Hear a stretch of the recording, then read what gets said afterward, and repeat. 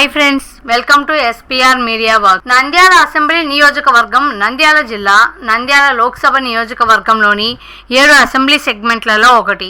ఈ నియోజకవర్గం 1951లో ఏర్పాటైంది. 2019 నాటికి ఈ నియోజకవర్గంలో మొత్తం 2,56,573 మంది ఓటర్లు ఉన్నారు. గత అసెంబ్లీ ఎన్నికలలో వైసీపీ అభ్యర్థిగా పోటీ చేసి గెలిచిన శిల్పా రవిచంద్ర కిషోర్ రెడ్డి ప్రస్తుతం ఈ నియోజకవర్గం యొక్క సిట్టింగ్ ఎమ్మెల్యే. నంద్యాల అసెంబ్లీ నియోజకవర్గం విషయానికి వస్తే ఆంధ్రప్రదేశ్ రాజకీయాల్లో దీనికో ప్రత్యేక స్థానం ఉంది. ఎంతో మంది ఉద్దండులను దేశానికి అందించిన గడ్డ ఇది. ఈ నియోజకవర్గంలో ఎప్పుడు 2 కులాలదే ఆధిపత్యం. రెడ్లు, ముస్లిం మైనార్టీలే నంద్యాలలో అభ్యర్థుల గెలుపోటములను శాసిస్తున్నారు. ఈ 2 వర్గాలకు చెందిన వారే ఇక్కడ ఎమ్మెల్యేలుగా గెలుస్తూ వస్తున్నారు.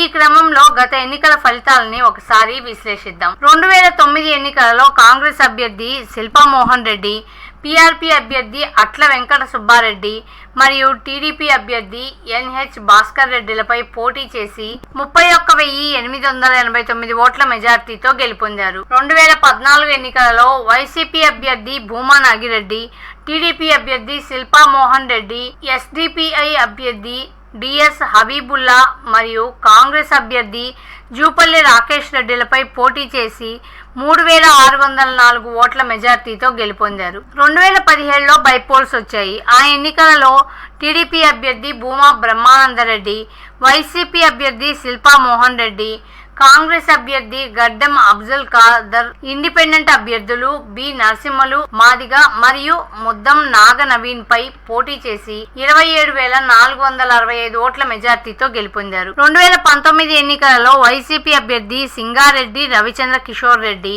టీడీపీ అభ్యర్థి భూమా బ్రహ్మానందరెడ్డి మరియు ఎస్డిపిఐ అతావుల్లా ఖాన్ పై పోటీ చేసి 34,560 ఓట్ల మెజార్టీతో గెలుపొందారు. 2024 ఎన్నికలలో వైసీపీ అభ్యర్థి సింగారెడ్డి రవిచంద్ర కిషోర్ రెడ్డి, టీడీపీ అభ్యర్థి నసీం మహమ్మద్ ఫరూక్ మరియు కాంగ్రెస్ అభ్యర్థి గోపవరం గోకుల్ కృష్ణారెడ్డిల మధ్య పోరు జరగనుంది.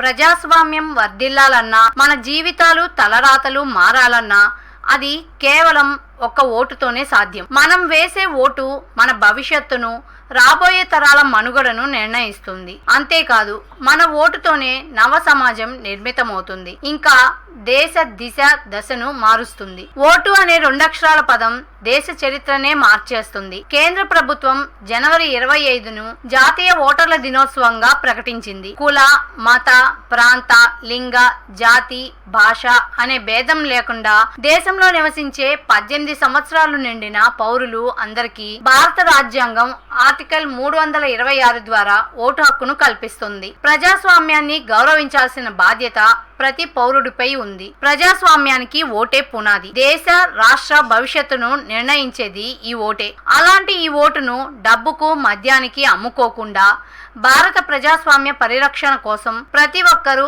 తప్పనిసరిగా తమ ఓటు హక్కు వినియోగించుకోవాలి.